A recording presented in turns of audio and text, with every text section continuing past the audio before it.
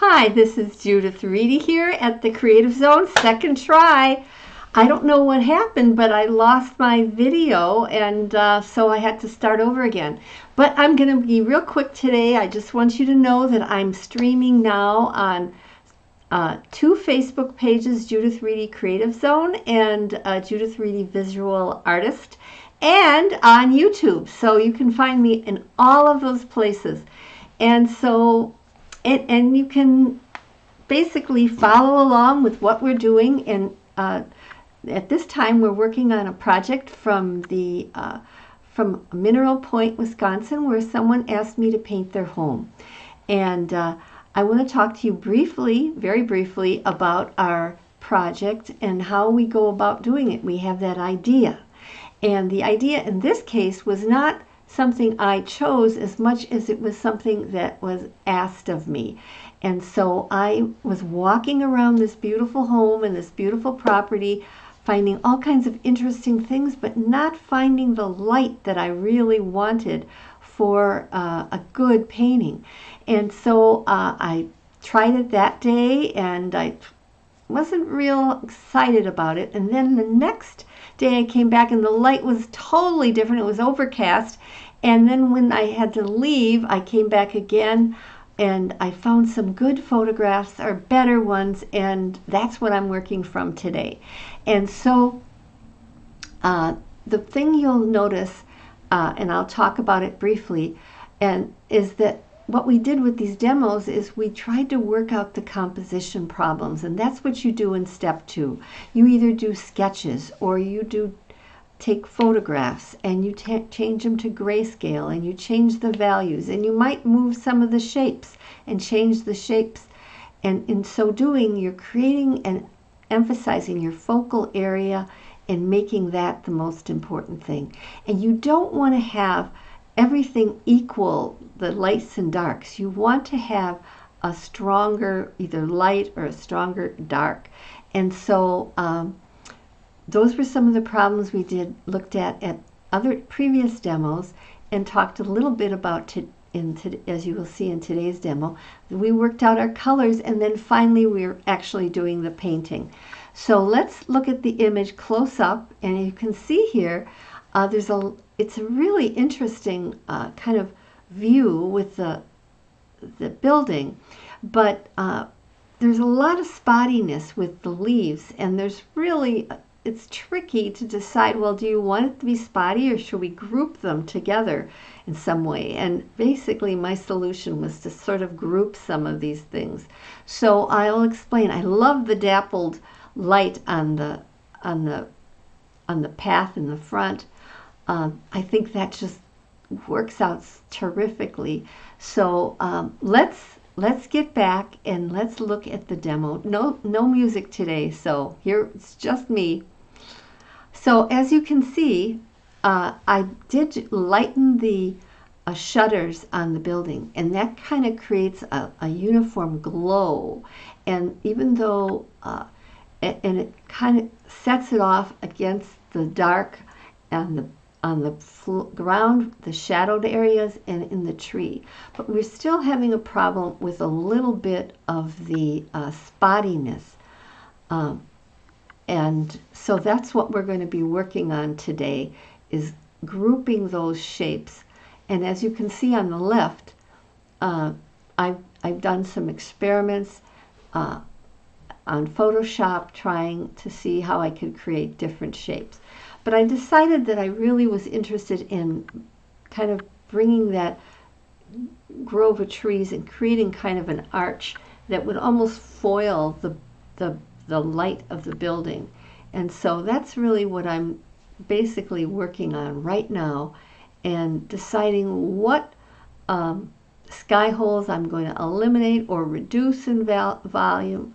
And I found that I liked the tree trunk, but I found it was a little distracting, so I'm reducing its intensity a little bit, and just softening it a little bit. But really interested in creating that foil, give it some interesting value variations. Oh, you're going to see my head for a while here. Anyway, you got a really really trying to, I basically had this burnt sienna underpainting, and I'm going over it with a blue-black, which will in effect neutralize it quite a bit in layering technique. So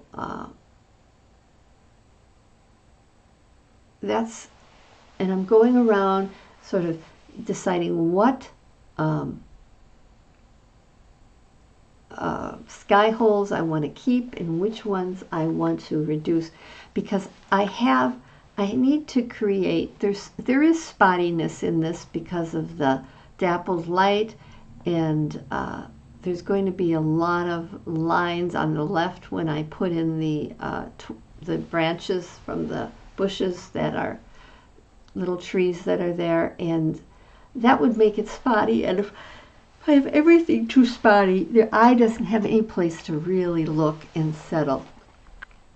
So I'm really working on, what kind of shape I want to create and how I want to do that for the. So now I think I'm going to start working on those branches that are on the left side, and I think I can use that to help bring the eye all the way around the painting rather than just having it go off the edge there. I think that'll work very nicely. And so I'm really drawing in some of the twigs. As you can see in the sketch, or the photograph rather, on the upper left, there's quite a few branches. I'm not going to put them all in. I'm not being literal. I'm suggesting the branches and kind of considering their distance from one another and whether they're interesting. And that's kind of how I'm going to be. And then I'm going to use that linear quality to pull your eye down to the bottom where the dappled light is, and then you can go up around. So we have a kind of a circular composition here. But in order to do that, we're going to have to draw those branches. They're almost like they have some leaves, but they're pretty branchy, if I could use that term. But I like that in terms of the interest of the shape and the shapes of the branches, and that they make in between the various. I think you'll find that to make it much more interesting in the long run in terms of what we're going to be working with and how we're doing, creating interest on that side of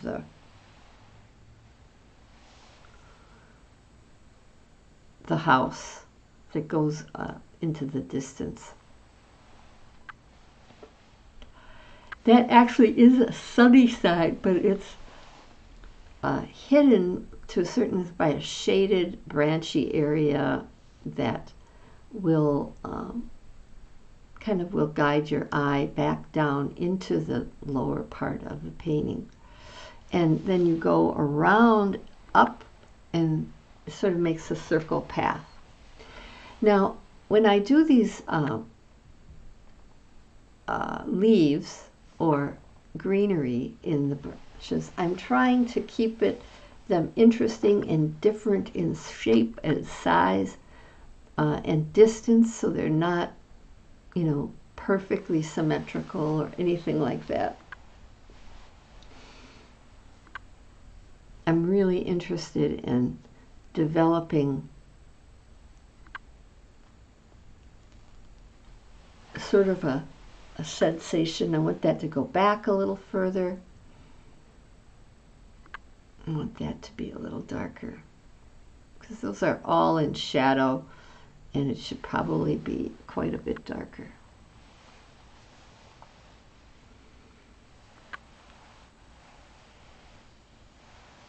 And I even think if I make this area a little bit darker, that's going to work to my advantage. Right now, though, I think it's a little too spotty. And maybe a little more red. I might like to have it a little grayer, but I want to have this underneath so that some of that can come through, because this was a gravelly kind of situation.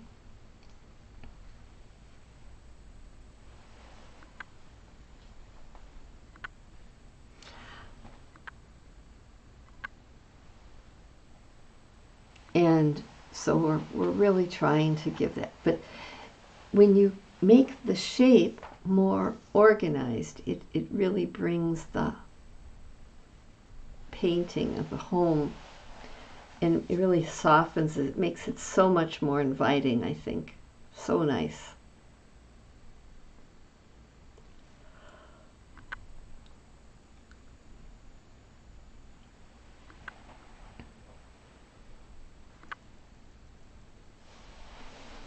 Some of this was a little mixture of green, a lot of ground cover in that area, leaves.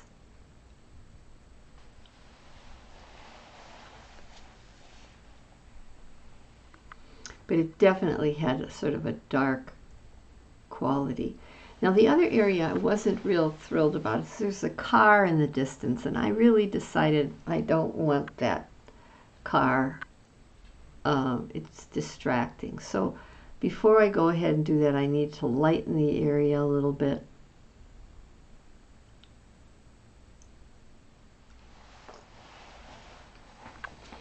And then I can put a yellow over it, and it'll work nicely. The other quality I was looking for is the idea of that a nice green that was really sunny. I want to make sure to get that in, and simplify those shapes back there, yet create a little bit of an interest. Takes you back there. That's what I'm interested in going.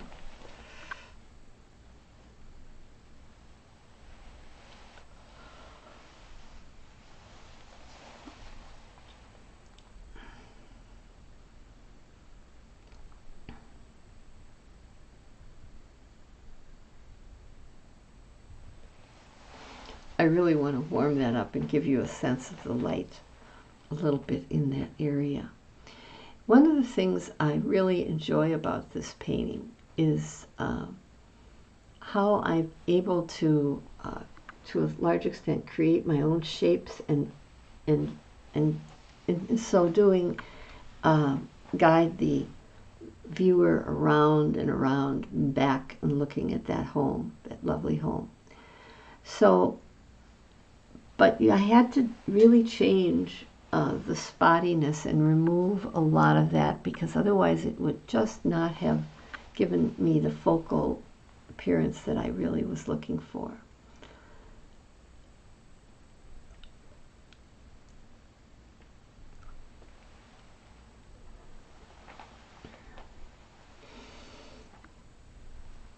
I'm already starting to think about, well, I have to put some flowers in those pots eventually. I'm probably not going to get to that today, but thinking about that, and if at some point I'm going to, I think I'd like a little more texture, feel of texture with the building. But if I do create texture, I can't make it too spotty. I have to keep the values close to each other. And that's what I think I'm going to be doing right here. I'm going to actually have more full body paint so that you can see that. But I'm not really changing the value a great deal. Maybe change the color temperature a little, make it more, give it a little more variety. I think that will work out really, really nicely.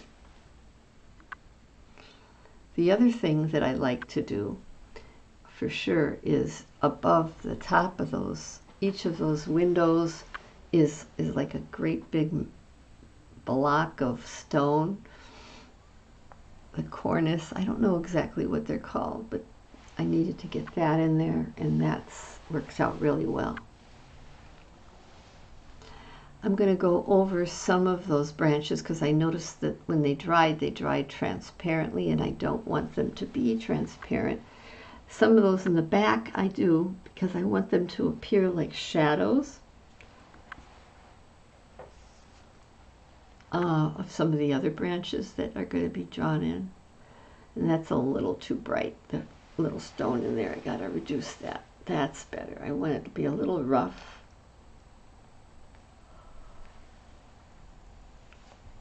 And then it's more stone-like. That's good. Really like that a lot. I think I'm going to need a little bit more. Now there's this, in the original building, there were posts, what we would call hitching posts, because this house was built in the middle of the 19th century. And so, of course, they didn't have cars. So now I'm kind of working on, how do I want to define that back area back there and give it a little bit more. I don't want to give it too much attention.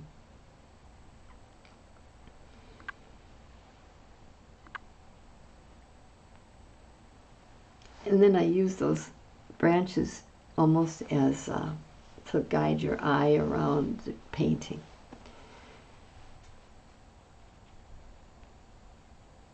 One of the things I'm going to have to be working on is the brick in the shadow and give it a little bit more texture. I'm not really going to make it I want to keep it relatively simple.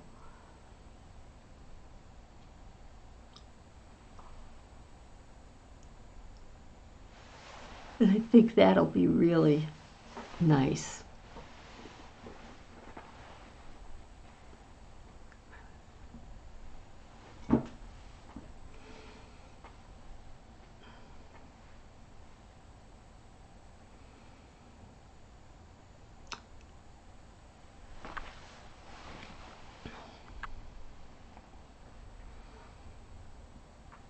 So we put the purple and then we put the yellow ochre on that.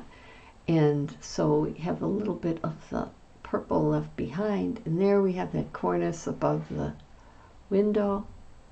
And we're going to go over some of these branches on the side.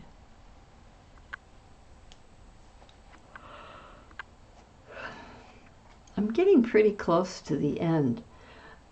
I know I'm going to have some brilliant, beautiful flowers in that pot, in those pots on both sides of the walkway. And then I have to still put in the railing, but it's a little wet, so I think I better wait a little bit on that. All of this is really helping to clarify what is done and what is not done. But I'm really, really happy with this a lot. Really feel it's very successful.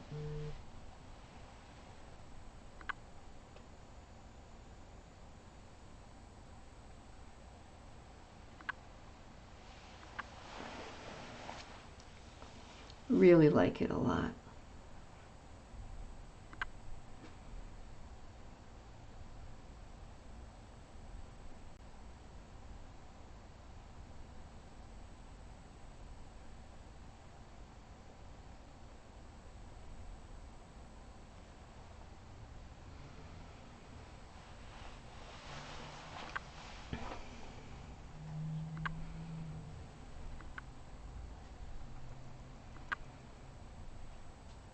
I want to soften some of those edges a little bit.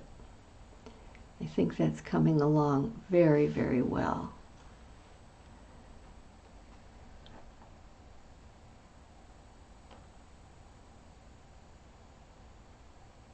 I really think that. I think I'm going to work a little bit on that left side, darkening it a little bit, giving a little bit more weight. Needs a little more weight, and so that will balance it out. And I think next session is going to be our last one. We'll finish up with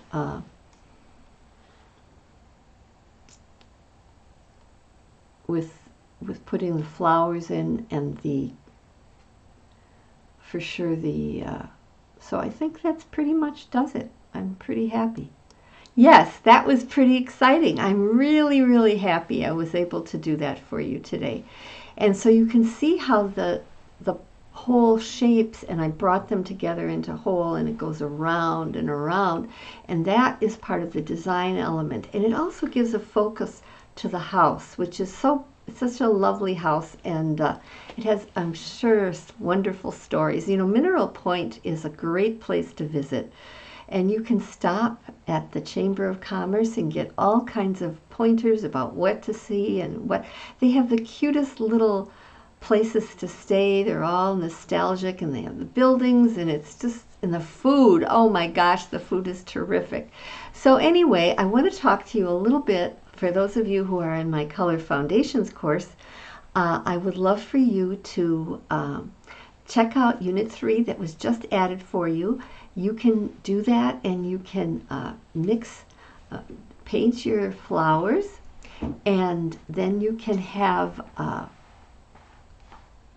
change the hue, keep the values, and you can see how you can actually create a whole different mood in your painting by just doing some color changes. And I know with Unit 1 and 2 you got a lot of practice matching values and matching colors, and now you're going to be actually making some beautiful paintings. But for those of you who haven't done any or very little painting, you have a chance with 7 essential simple tricks to mix color to get a great foundation for mixing colors. And in that course, I give you 6 essential colors, a warm and cool of each primary, plus blacks and white that you can use. And I show you how to make tints, tones, and shades, and how to use complements to neutralize a color, to create tints, you know, that lighten, to create. So it's just a wonderful, wonderful foundation for painting and mixing color. And not only that, you can look at it anytime, anywhere, on your phone, on a tablet, on your desktop, whatever. And all of that, learning about color vibration and everything, you can get that all for $7. The whole course is for $7. So I really recommend that you take a look at it. It's in the link below.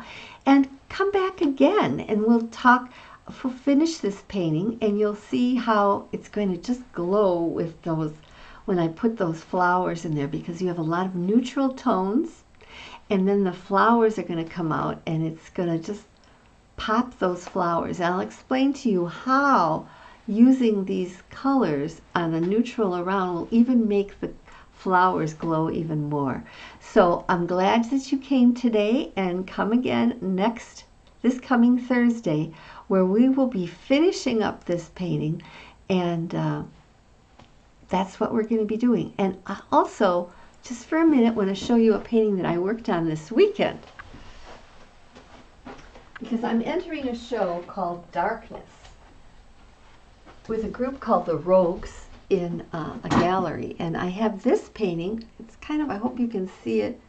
I'm kind of interested in this. It's supposed to be on darkness and October and November, and it's sort of, but I'm wondering what kind of frame, what color frame, if I should have this earthy color frame like this, sort of dark color. I kind of like that, but I also like this one too, and I'm having a hard time deciding whether I should go with an earth tone or a dark tone. This is another painting that I'm entering into the show. This one's a little bigger. This one here, this is from my trip in Morocco. This one is called Waiting Alone.